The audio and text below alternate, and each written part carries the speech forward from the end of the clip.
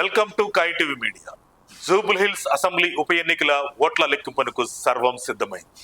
శుక్రవారం ఉదయం 8 గంటల నుంచి కౌంటింగ్ మొదలైంది. తొలుత పోస్టల్ బ్యాలెట్ ఓట్లతో లెక్కింపు ప్రారంభమవగా అందులో హస్తం పార్టీ జోరు కనబర్చింది.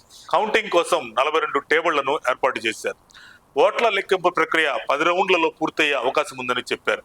కౌంటింగ్ కేంద్రంలోకి అభ్యర్థులు, వారి ఎన్నికల ప్రతినిధులు, అనుమతినిచ్చిన కౌంటింగ్ ఏజెంట్లకు మాత్రమే ప్రవేశం ఉంటుందని, ఇతరులు ఎవరికి పర్మిషన్ లేదని స్పష్టం చేశారు.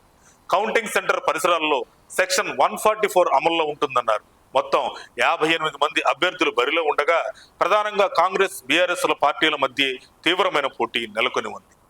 ఎగ్జిట్ పోల్స్ దాదాపు కాంగ్రెస్ గెలుస్తుందని అంచనా వేయగా కొన్ని సర్వేలు మాత్రం బీఆర్ఎస్ గెలుస్తుందని చెప్పాయి. జూబ్లీహిల్స్ ఎన్నికల కౌంటింగ్ 5వ రౌండ్ పూర్తయింది. ఈ రౌండ్ లో కాంగ్రెస్ అభ్యర్థి నవీన్ యాదవ్ 2000కు పైగా లీడ్ సాధించారు. మొత్తంగా 12,651 ఓట్ల ఆధిక్యంలో కొనసాగుతున్నారు. జూబ్లీహిల్స్ ఓట్ల లెక్కింపులో కాంగ్రెస్ మెజార్టీలు ఒకసారి పరిశీలిస్తే ఇలా ఉన్నాయి.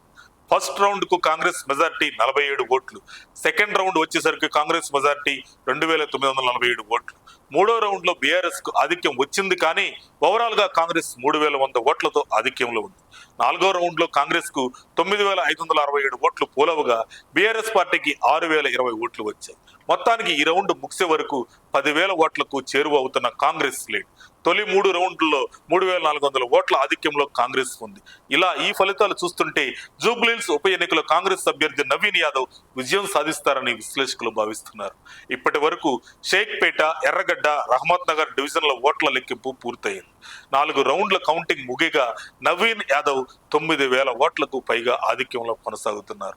ఇలా రౌండ్ కి కాంగ్రెస్ జోరు కనబరుస్తుండగా కారు మాత్రం బేజారవుతున్నట్లు కనబడుతుంది.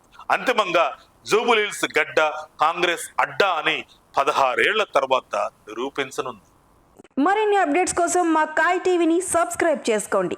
మా వీడియో కనుక మీకు నచ్చినట్లయితే లైక్ చేయండి, షేర్ చేయండి. మీ విలువైన అభిప్రాయాలను కామెంట్ బాక్స్లో తెలియజేయండి.